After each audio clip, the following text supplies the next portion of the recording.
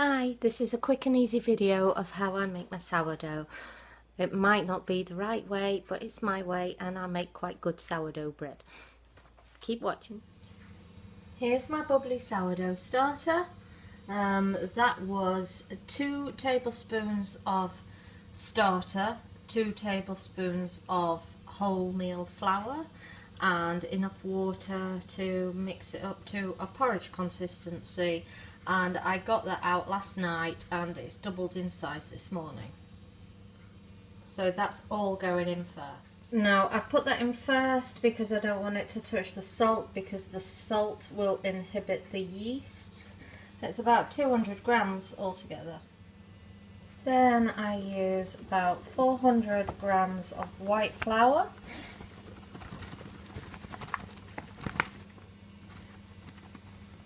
There we go. And I make it up to 500 grams with wholemeal flour. Then I use about 10 grams of salt. I use Himalayan salt because I like the flavour better. And about 15 grams of olive oil.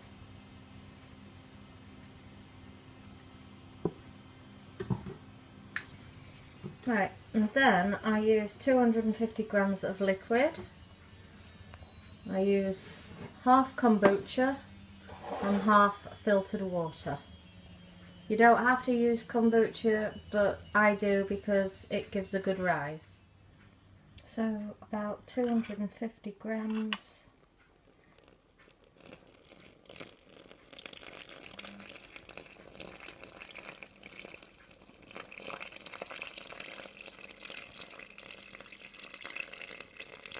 There we go. And then I knead it all together. I don't do it by hand because I'm lazy and I've got a KitchenAid.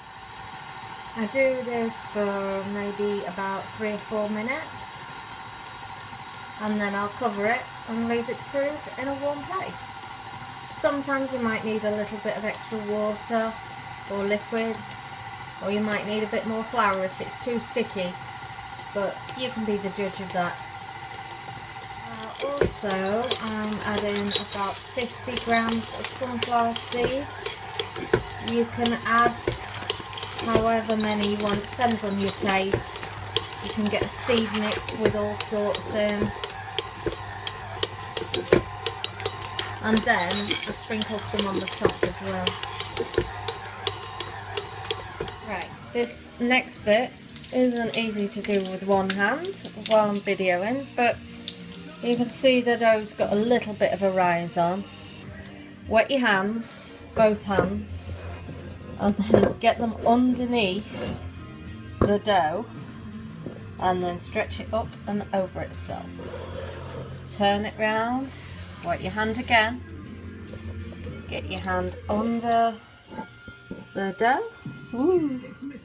Stretch it up and fold it over itself. So you can see we're making a nice little parcel. If I had 2 hands it'd be easier. Then when you've stretched it all over itself like that, turn it upside down and put the cling film back on, let it proof for another hour. Repeat this process 4 times over the day. Oh my God. This is how the dough looks after the first stretch and fold. I'm going to do another one now. It's been about an hour and a half. Right, it's been about another 2 hours and look at the size of it now. So now we're going to do the stretch and fold. I'll wet my hand and you'll be able to see that the whole thing has completely changed texture. Look how stretchy that is. And it's like 4 times the size now.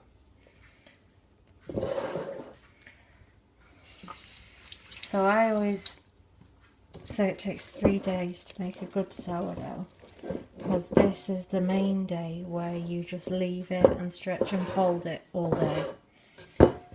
4 times or more, it doesn't really matter. There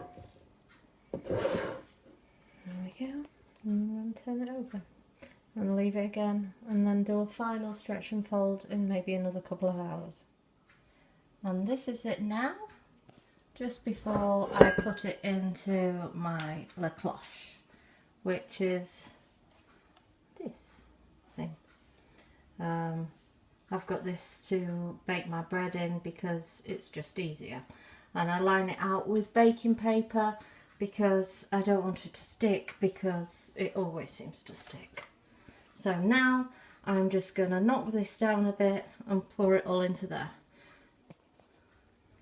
Right, there it is. It's about 7 o'clock at night, and it should get about 2 hours rise in this before I put it in the fridge. So I'm just going to sprinkle a nut mix, a seed mix over the top. Right, and then I'll put the lid on, making sure all that paper is tucked up so it doesn't stick. Right, okay, I need 2 hands to do that. If you want one of these, they're called La Cloche, and I got it on eBay and it was about £25, and they also come in a rounder version, but I find having the loaf like this, it's easier because it fits in the toaster. Okay, so I put that on, leave it to prove for about 3 hours, and then just before I go to bed I'll pop it in the fridge.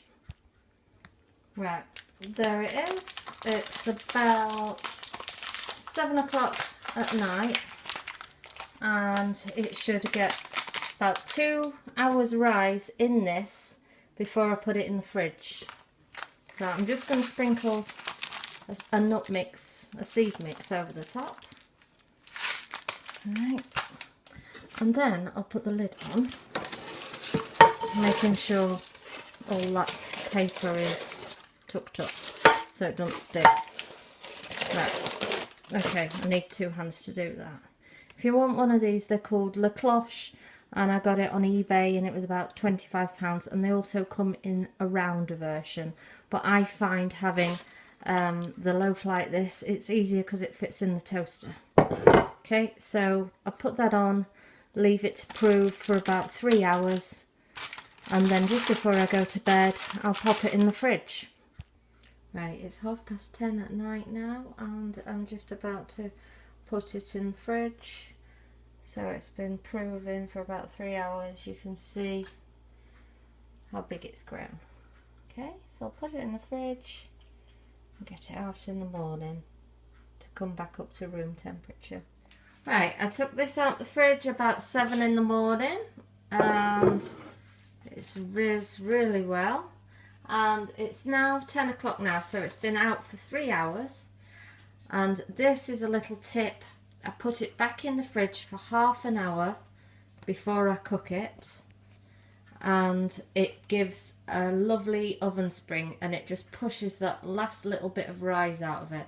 So now I'm going to put it back in the fridge for an hour. Right, I've had this in the fridge for an hour. I put the oven on 240 degrees 15 minutes ago to get hot, and now it's in. So we'll leave the oven on 240 for 10 minutes, then turn it down to 200 for 10 minutes, then turn it down to 180 for 10 minutes, then take the lid off the cloche and then bake it for another 20 minutes on 180. This is a fan assisted oven. So this is the finished result. Beautiful crumb, gorgeous thick crunchy crust.